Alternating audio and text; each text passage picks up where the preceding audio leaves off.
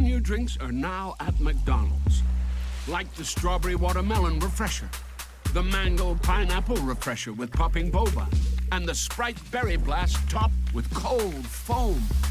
Who knew ice cold drinks could be so fire? The sun's out, and so is our new drink lineup. From the Blackberry Passion Fruit Refresher to the Dirty Dr. Pepper. And they all pair perfectly with some fries. Refreshers contain caffeine. Ba-da-ba-ba-ba. We love our pets. They're our best friends as we navigate life's ups and downs with a wag or a purr just when we need it. The Royal Veterinary College is there for our pets.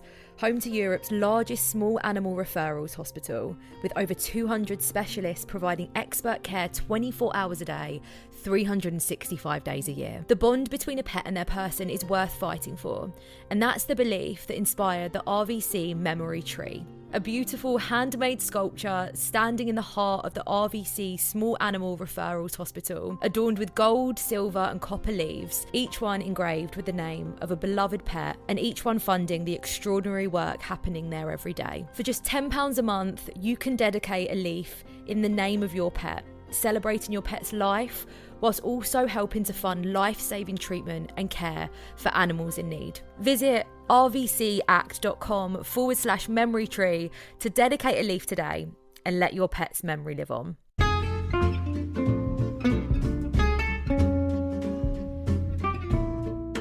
Hello, and welcome to It's a Fandom Thing. I'm your host, Erin Marlowe, and each week I'm joined by a panel of guests to discuss all things fandom and pop culture, primarily from a female perspective. You'll find everything from fanfic to cosplay to Schitt's Creek to Supernatural and everything in between. So put on your favorite piece of fandom merch, set aside that fanfic that you're writing about your OTP, and sit back and enjoy this week's episode.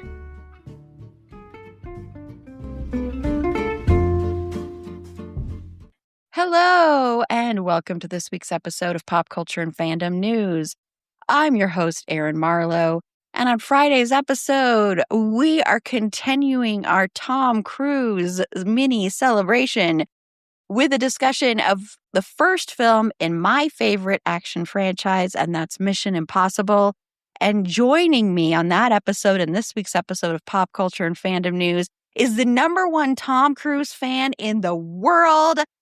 You should see her Tom Cruise collection. It's outstanding. And she's always wearing her I Heart Tom Cruise shirts and carrying around that banner. And she's going to hit me if I don't shut up soon. It's Paula. Hey, Paula. Hey. It's a small but mighty collection. She's like, there's nothing in it. I think I have the physical CD copy of the soundtrack for Mission Impossible 2. That's my collection. It's small but mighty. Oh my gosh. Don't tell people about that. Right? It just still cracks me up because, in all honesty, everybody, Paula actually is not a big fan of Tom Cruise, but she's on all of these episodes except for she's not on our Patreon one that Tiff and I recorded that should be out really soon, of us talking about Collateral. So become a Patreon supporter to hear that episode. But with the exception of that one, you're on every single one, yet you're not really a Tom Cruise fan. Like he makes some great, fun movies. I just don't like the man.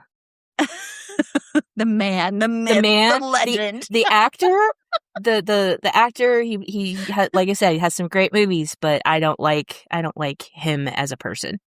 So I can separate the two. Yeah, because that's the thing is I love watching him. I think he is actually a fantastic actor. I think his performance in Collateral is in the top 5 of his performances. He's so good in that movie. But I understand why people have problems with him because off screen, that's a totally different story. So yeah, I get it. But it's just going to crack me up forever that you were on. I know, right? On all of these. It was I haven't seen any of these movies in way too long. Okay, I'll sign up. Yes, he chooses really good projects and he's actually really loved in that industry. So I think that's also the other big thing. And honestly, he's like one of the biggest movie stars we've ever seen. So, you know. Yeah. But before we get into gushing about Tom Cruise on Friday, where I'm going to make a confession that will rock the podcast world. Oh, I can't wait. Circle. Before we get into that, we're going to get into some pop culture and fandom news. So, Paula, is this where you're going to? Because you teased last week that you had something you were going to rage about. I did, yes, and I am. Oh, Sony PlayStation is kind of big news right now in the gaming community. They've made a couple of back-to-back announcements, really, that are not good for the consumer. Let's just put it that way. So on June 30th, they announced they lost the licensing rights to over 500 movies and TV shows on their network. So those have been removed from player accounts. Then on July 1st, they announced that they are going to end physical disc production in January of 2028. No more physical discs on any of their games. And then the same day, they also, and this is not unusual because it does happen with other game systems and whatnot, but they, each console in their series, so PlayStation 3, PlayStation 4, PlayStation 5, they each have their own separate store. It's not just one big store that you can purchase from. So anyway, so the PlayStation 3 and the PS Vita, which is their handheld console, that store is closing down in certain markets starting in August, going through a final shutdown of all of the PlayStation 3 and PlayStation Vita stores in July of next year. And obviously, the biggest one right now is the fact that they're ending disc production. Everybody is in an uproar over this. It's so bad. Like, even KFC Spain and Domino's UK even roasted them online. Oh yeah. my God, and we're like, I know, it was out of left field. But there's currently a change.org petition to get them to not do this that has almost 300,000 signatures. I don't honestly see that going anywhere. And there's a lot of discussion online about this, and nobody's happy. No one is happy. But this is another example of why physical media is so important, because you have digital-only downloads. There's movies that have been taken off of player accounts because they lost, the company lost the licensing, so now the consumer has lost the right to keep that digital download. A digital store has closed, and they said for now, for the foreseeable future, you will still be able to download previously purchased content, but that could be taken away at any time as well. If you don't own a physical copy, you don't own it. You're borrowing it, basically. You're paying a fee, and then sometimes a large fee, because games are not cheap, to borrow that game for however long they let you borrow it. Buy physical media as much as you can, or otherwise it will go away. Like, right now, Nintendo still makes physical media for their games. Xbox isn't any better. They still have, I think, some physical media, but it's also going away. So it's not just Sony. But yeah, it's so frustrating. And people have talked about, because even with PC gaming, there's not a lot of physical media, and I agree. But the biggest problem with a individual company like Sony, those games are exclusive to those consoles. So when they take away the physical media, that takes away, it's a monopoly. So you don't have the ability to go anywhere else to get that media. And there is a huge secondary, or used to be a huge secondary market for used games that is slowly dying. And this is going to be the death knell of that, where you could buy a physical game, play it, and when you were done with it, you could take it to a used game store like GameStop, or there was a lot of independent game stores. You could sell that back to them, and you would either get, a credit towards another game, or they would give you cash, and then you could buy new games, and then someone else could come and buy that used game for a lower price and enjoy, continue to enjoy that game. And that market is going to go away. Yeah, there's there's a lot of discussion right now in the gaming community about what's going on with all this, and a lot of people are unhappy. So Yeah. I had a feeling this is what you were going to be talking about because I'd heard about this. And yeah, that is, again, why physical media is so important. But when they're also not making physical media available to you, Yeah. that's bad. And I do think, I mean, I will put that change.org petition, excuse me, in the show notes and stuff because you never know. I mean, look what just happened with Meta. There was so much pushback with their AI thing that they just opted everybody into without even telling anybody. And people were using it to like, manipulate photos and taking your photos basically that you posted.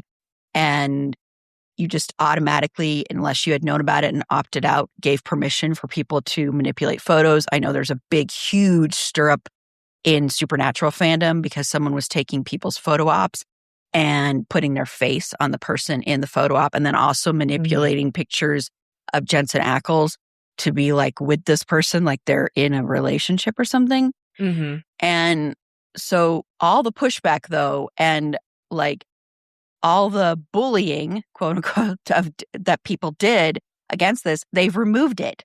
So that's the thing is that if you sit back and don't say anything, they will be like, okay, well, everybody will be fine with it, even if they're not fine with it kind of thing. So I do encourage people to keep pushing back and keep buying physical media. Because if people see that numbers start going up with physical media, that also sends a message because since it's all about money, it's a business and it's about money. I mean, you look at like pre-sales of physical media, like, they were already, I already bought my copy, but they're already doing pre-sales for the physical copy that's releasing on July 17th of Obsession. They just recently released the 4K steelbook of Barbarian, which I pre-purchased that. That's coming out in August. And it's like it's selling out in certain places. So that sends a message that people want more physical media. Mm-hmm. And I know Gen Z is really into physical media. They're into like vinyls and all this stuff that, we thought was gone forever. And that gives me a little bit of hope. But these stupid companies also wanting to be a monopoly, like now Netflix and Sony and Paramount Plus are in talks to purchase Letterboxd, which is such a horrible thought because Letterboxd is where people go and review movies. And if you have studios buying that, that's wrong. No, we don't need that. That is not okay. So it's all scary, but I think the more we push back, it can sometimes work. Yeah. Sometimes not, but sometimes work. So yeah, but I had a feeling that's what you were going to be talking about because I know it's something that people are really, really mad about. And I'm hoping they get mad enough about it, like you said, to push back enough because at this point, Sony's like, we don't care. Yeah. that you don't like it because it's all about the numbers. And I hope that the petition and, and also the other thing that there are groups that preserve video game history and they do that with physical copies of games. If everything goes digital and they lose access to those digital games, that history is gone. Oh, geez. Also, how does that work with, because like you used to be able to go to the library or, places to borrow the games, does that cut out borrowing a game from a library now? There's a lot of different ramifications of this, not just the physical media itself is gone. It affects a lot. And I really, I hope that they're able to change Sony's mind as, that it'll change. But I honestly don't have a lot of hope, but I hope we keep fighting for it. Yeah. Yeah. I very rarely have hope either. So I'm a pessimist that's my nature anyway, is to be pessimistic about things. But there are certain things that have given me a tiny shred of hope. Yeah. But yeah, I'm with you on that. So yeah. So before I talk about the main thing that I'm into that I wanted to bring up, I did want to just give a quick shout out to Emmy nominations for Widow's Bay. Widow's Bay got 19 Emmy nominations. And I am so excited about that because Widow's Bay is one of the best shows on television. And it was nominated in comedy. And you might be going, well, isn't that a horror show? No, comedy is where it belongs. It's horror comedy. It is, if you can watch Supernatural, you can watch Widow's Bay. It is not like tremendously scary or anything. There's some creepy moments. I will say, Paula, there is a clown in one of the episodes. And there is an episode that's very like slasher focused. It's very like Halloween kind of. But for the most part, it's just really funny. It's like outrageously funny. The performances are all fantastic. And so I just wanted to quickly just say, I'm just so excited that Widow's Bay got that recognition because it deserves it. Apple TV has some of the best shows right now on streaming. And I'm just excited that that show got recognized. Also, Marco's got many troubles as well. But what I am into, what I'm going to mention is I finally saw the horror movie Undertone, which is one of those that earlier this year had been hyped up as the scariest movie ever. And the sound is just going to terrify you. And, you know, so it's one of those where like movies are being too hyped up a lot in the horror genre. It's been happening like, you know, like Longlegs was overhyped. I love Longlegs, but it was overhyped and all this stuff. And so then when Undertone was released, people did not like this movie. And people were like, that's not scary. That's so cheesy. People pushed back against it. Well, I saw it and it is actually really, I found it to be very, very unsettling, very uncomfortable to sit through. And that's because of the sound design. The sound design in this movie is incredible. It leaves you like really uncomfortable. It heightens up, like it's almost like it starts out calm, easy, whatever. And then it heightens up to this nightmare level where you're not sure like what's coming next. And you're afraid to look really at the screen. And that is just an incredible feat, I think, to be able to use, because sound is so important in horror. And they knew that that's what was going to help with this. Because, of course, the story is about this podcaster who, I will say, the podcasting stuff, I'm going to complain about that because it was kind of ludicrous. So this person is a podcaster and she does these, like, it's the Undertone podcast and they talk about creepy, weird stuff. She's the skeptic. Her co-host, who you never see, you just hear his voice, is the person who believes in this stuff. And he finds he gets this email from this like kind of like spam looking email account with all of these recorded audio files, 10 audio files. And they start listening to them and they get creepier and weirder and all this stuff. And so the audio plays that role because she puts on her noise canceling headphones, which somehow the people who made this film thought you put noise canceling headphones on. That means it cancels out this huge like grandfather clock that is ticking away, or just a clock in general that's ticking away in the other room. I'm like, you could not record good audio with that like 10 feet away from you. That part was ridiculous. They also record like really like at like 2 o'clock in the morning, 3 o'clock in the morning. And they would record for like 10 minutes for an episode they're supposed to be releasing that week. They'd record for 10 minutes. Then they'd be like, you want to pick up recording the rest of the episode tomorrow? And they did this like 3 or 4 times. And I'm like, no. Why? It was so ridiculous. So that aside, though, that part, I was like, if you're going to make a movie that's all centered on podcasting, you should have at least gotten that part right. But anyway, that irritated me. But I was able to put it aside because of how scary it was. I don't think it all completely worked, but I think the sound design was so effective that it was a great way to use sound in a horror movie done in a very spectacular way. You know, and she is this, I will tell you, she is taking care of her dying mother, but there's a lot of like religious stuff around this film. So that could be triggering like religious trauma and stuff like that. But I enjoyed it. It's on HBO Max, and make sure you have a good sound system, or at least you have it turned up so you can actually hear it really well. But again, that's not how you podcast. and don't open spam emails, people. Oh, I know. When he was talking about that, I'm like, why would you open this email? He like ran it through a filter or something like that. I don't remember, but yeah. Yeah, that's a risk all on its own. Yeah. Oh, and also like pregnancy trauma or anything like that could also be triggering, just to let you know, because of what the main thing is about. But yeah, those audio files, it was just creepy. The audio was really creepy, and they did that so well. And there's also lots of like almost jump scares, but done in a really good way. So I enjoyed it. It's not the best horror movie by any stretch of the imagination, not even in the top 5 of the year so far, but I liked it. I also watched, I've been watching so many bad movies lately, like genuinely bad. I also watched this movie called Hunting Housewives on Netflix. It's a Lifetime movie. And it's this guy who has these wives of his friends go off and they're stranded in the, their plane crashes and they're stranded in the middle of nowhere. It is the most ludicrous movie. It makes no sense. The acting is beyond terrible, everything like that. So Lifetime trying to branch out from their normal formula. But it's still very Lifetime. Oh, okay. So it's like, yeah. And Netflix has, all of a sudden, they have all these Lifetime movies on their platform. It's so weird. And I used to love watching Lifetime movies. I'm not going to lie and say I didn't love watching them. But yeah, that one was not, it was so bad. It was so bad.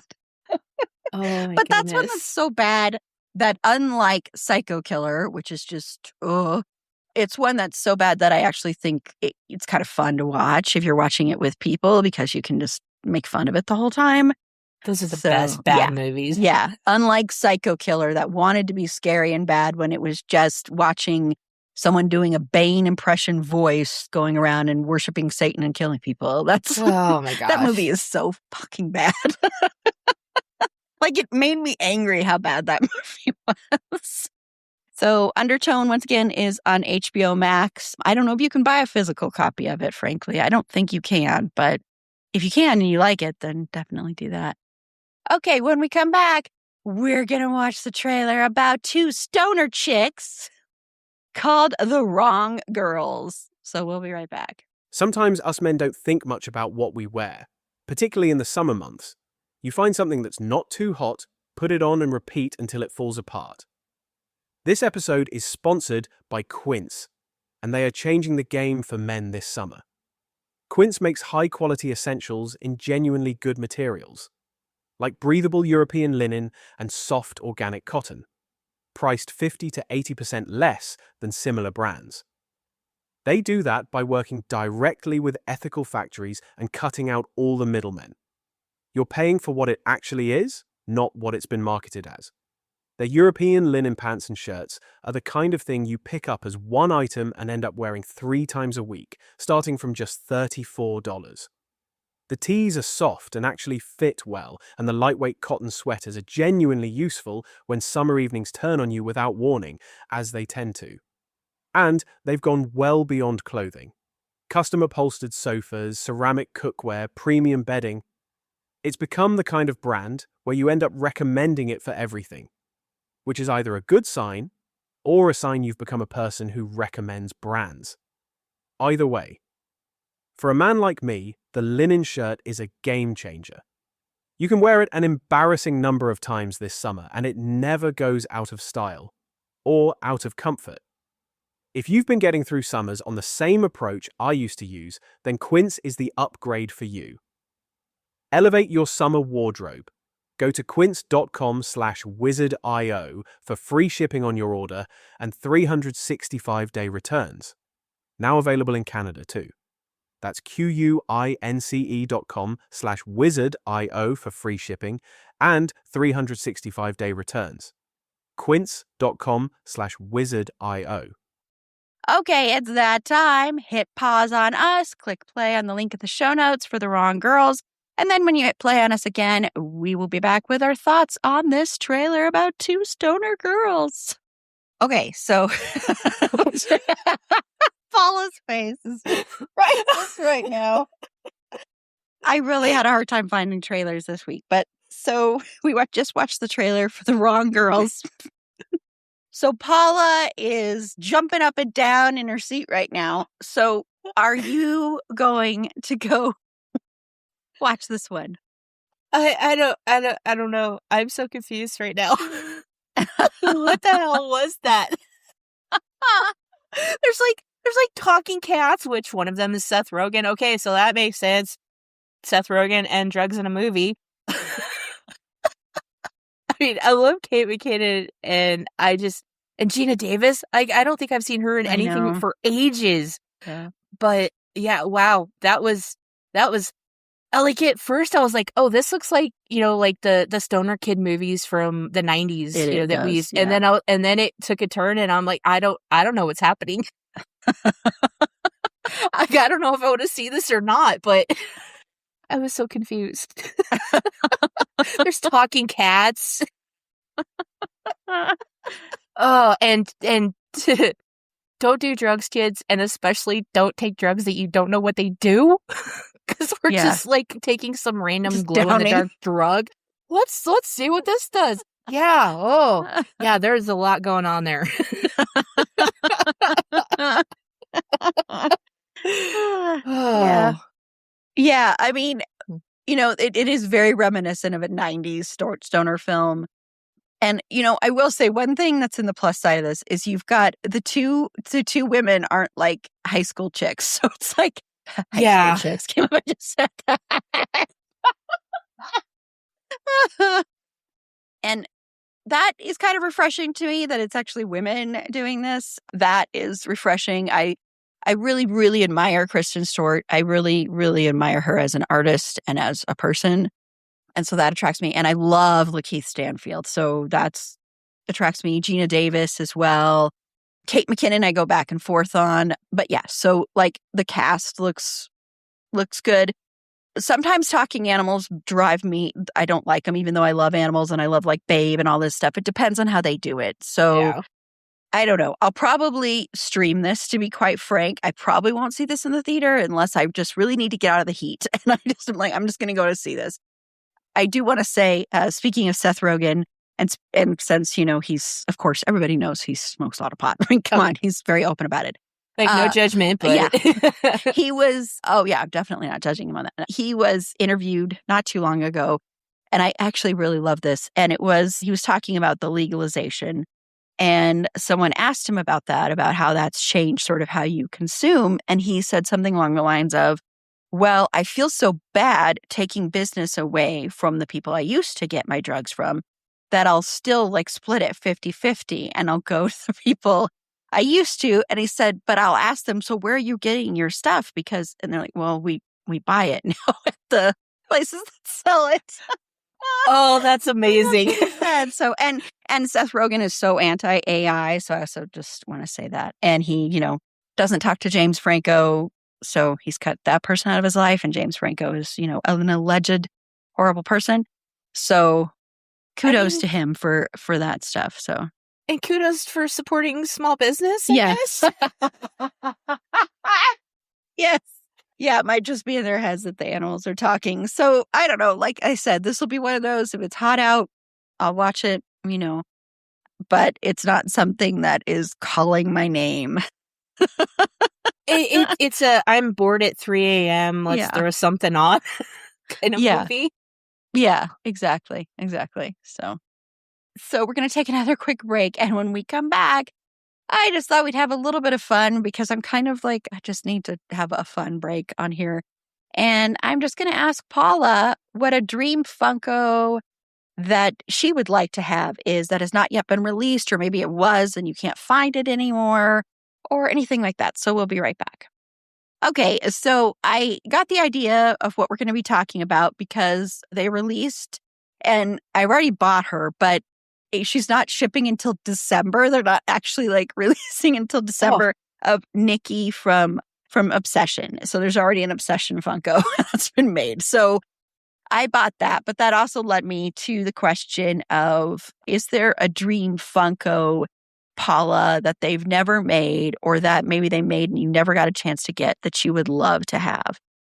I had to really think about this because I don't really collect Funkos, but any of the properties, because I love Star Wars, I love Supernatural, and there's, a handful of others, and it's like, what would if I was going to get some, what would I get? And it would have to be something that's not, I hate to say like the mainstream ones. So I'm going to go with video games again. So one of my absolute all-time favorite games is Star Wars Knights of the Old Republic. It came out back in the early 2000s, and there was a sequel, Knights of the Old Republic 2. And those games, you were the main character basically, but there was a group of characters that came in that you would have join your party, and they were kind of interchangeable, and there was a whole group of them. And they did release a small handful of those characters, basically the main character, which you played as, and a couple of the really popular characters. I would love to have like the entire cast of characters from those two games, and the starship that you flew in called the Ebon Hawk, because like they did a Millennium Falcon with Han Solo sitting in it, kind of like they did with Dean and Sam in the Impala for Supernatural. And I would love to just have the little ship, but I would love to just have that entire cast of characters. That would be, if I were to buy any Funko Pops, that would be the group that I would buy, is just the characters from that game, if they ever made all of them. So I love that, though. Characters from a game. I think that's really great. Yeah. And actually, you saying that has totally changed my mind on what I want. Actually, I've changed my mind like 3 times during this. Because I had something, because they have released stuff for Donnie Darko, but it's like in the vault. And so I would want, like, they have like the Frank and they have Donnie and stuff, but I would want, like, I'd want those probably. But then I was like, because of stuff being said behind the scenes right now, then I was like, ooh, I should get like some kind of Colin Farrell Funko, like when he did Fright Night, when he was in the remake of Fright Night or something like that. And then now once you said that, I went, no, I know what it is I want. And I don't think this exists. So if it does, please tell me. I didn't see it. I just was looking it up. Odd Thomas. Something for Odd Thomas. That's a book. Oh, yeah. And so I know that might be harder to do. And I don't know if Carla out there listening would think that's a good idea. But yeah, like a Funko, some kind of thing of like Odd Thomas. You could even do like Funkos of the Bodox and other things from the story. You could do Stormy Funkos. You could do an Elvis Funko that was the Elvis in the book, which is very different than the other Elvises, in my opinion. And so I think that would be a fun series to do because it's different. It's not from like the movie. I don't mean the movie, Donnie, the movie Odd Thomas. I mean the books. So just the book series. There's an untapped market. Let's get the literary line going. Yes. Oh, that's a great idea. Exactly. Yes. Hear us, Funko. Make that happen. I know. It's true. If they did the Odd Thomas ones, I don't know if you've read Odd Thomas, but they'd have to come with a box of tissues. Oh, it's yeah. True. You've read it? I think I did many, many years ago. Yeah, oh my gosh. Yeah, I remember when Carla was first reading it, and Carla was messaging me, and I'm like, oh, she's not there yet. She's not there yet. And then she got to the part, and she was just like, oh my God. I'm like, I know. I'm not telling everybody out there. I'm not going to spoil it, but you can listen to Carla and I talk about Odd Thomas last year, and we do spoil it. So, but yeah, I think that'd be fun. But tell us out there, everybody, what your dream Funko is. And if there is like maybe one that you can no longer get that you'd love to have. So yeah, let us know, and maybe dreams will come true sometime. So putting it out there. I like the gaming concept of doing stuff with gaming. And also, of course, the novels, the books, stuff like that, because there are a lot of people that you could probably make a lot of money off of from doing that. So, yeah. I do want to say it was kind of a nice surprise to go on there and pre-order that Nikki. And she was only like $14. And I was blown away because I was expecting to go on there and her to be really expensive. And it looks like she even has like a One Wish Willow in her hand. And she's got, because it's from a very specific scene in the movie. But I don't know, it looks really cool. And I'm like, oh, this is probably going to be at least like $30.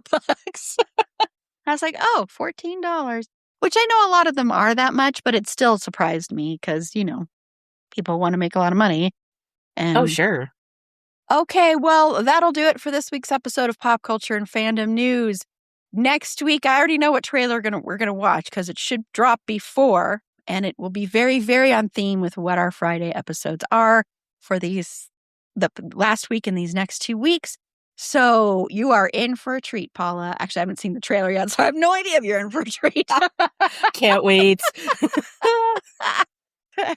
But we're going to go ahead and wrap this up. So Paula, one of my co-hosts, which I forgot to say in the beginning, apologies, of It's a Dean Thing pod, tell everybody where you can be found. I can be found on social media. It's my sandbox. I mean, I'm there. I lurk. I don't post. So come over to the It's a Fandom Thing Discord server, because that's where we all hang out. Erin and Matthew's a fellow panelist and also hangs out on the Discord server. We all host a podcast called It's a Dean Thing, which you can also find on social media. It's a Dean Thing pod, where we talk about our favorite character, Dean Winchester. So if you like Dean, you like Supernatural, come check that out. And Yeah, definitely do that. We are available on all platforms now on Pandora. We've been available on there for a few weeks now, too. So that just got updated as well, just to let you know. But Fergie the dog, she'd want a bloody Funko of some horror character. I'm not sure who. Or do they have Abbott Elementary Funkos? I haven't looked, or she'd want an Abbott Elementary one because she loves Abbott Elementary. She also loves true crime. And she is a funny dog that you can follow on TikTok at Schroeder and Fergs. That's SCHROEDERANDFERGS. It's long, but it's worth it. To find links to all of our past episodes and links to our social media, including our Discord server, head on over to our website. It's a fandomthingpod.com. And while you're there, consider becoming a Patreon supporter today. For as little as $3 a month, you get ad-free content, episodes a day early, and bonus episodes as well. Like I mentioned earlier, we are releasing a bonus episode this month where Tiff and I are discussing the Michael Mann 2004 film Collateral, which is the film that Jamie Foxx, we unilaterally agree on this, should have won the Oscar for instead of Ray that year. Both Tiff and I think that his performance in Ray is a caricature kind of imitation performance. His performance in Collateral is outstanding. So we discussed that as well as other things and how much we love that movie. Definitely, if you become a Patreon supporter and you want to listen to that episode, we spoil the movie, so you'll want to watch the movie. Fantastic film that holds up so well.